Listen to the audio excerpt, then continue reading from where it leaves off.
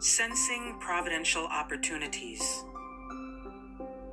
If the Lord desires us to bear a message to Nineveh, it will not be as pleasing to him for us to go to Joppa or to Capernaum. He has reasons for sending us to the place toward which our feet have been directed. At that very place, there may be someone in need of the help we can give. He who sent Philip to the Ethiopian consular, Peter to the Roman centurion, and the little Israelitish maiden to the help of Naaman, the Syrian captain, sends men and women and youth today as his representatives to those in need of divine help and guidance. The Ministry of Healing, page 473. Heavenly angels watch those who are seeking for enlightenment and cooperate with those who try to win souls to Christ. This is shown in the experience of Philip and the Ethiopian. A heavenly messenger was sent to Philip to show him his work for the Ethiopian. Angels of God were taking notice of this seeker for light. Today, as then, angels are leading and guiding those who will be led and guided. The angel sent to Philip could himself have done the work for the Ethiopian, but this was not God's way of working. As God's instruments, men must work for others.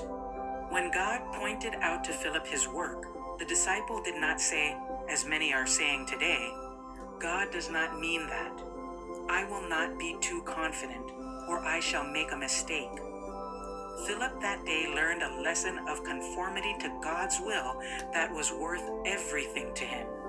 He learned that every soul is precious in the sight of God and that angels will bring light to those who are in need of it.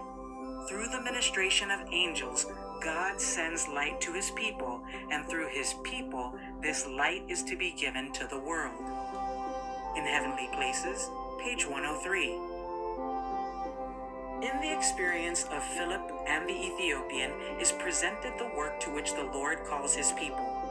The Ethiopian represents a large class who need missionaries like Philip, missionaries who will hear the voice of God and go where he sends them. There are those in the world who are reading the scriptures but who cannot understand their import. The men and women who have a knowledge of God are needed to explain the word to these souls. Testimonies for the Church, Volume 8, page 58.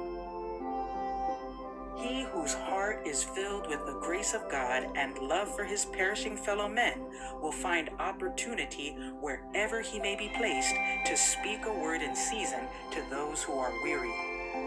Christians are to work for their master in meekness and lowliness, holding fast to their integrity amid the noise and bustle of life. We should strive to understand the weakness of others. We know little of the heart trials of those who have been bound in chains of darkness and who lack resolution and moral power. God's Amazing Grace, page 127.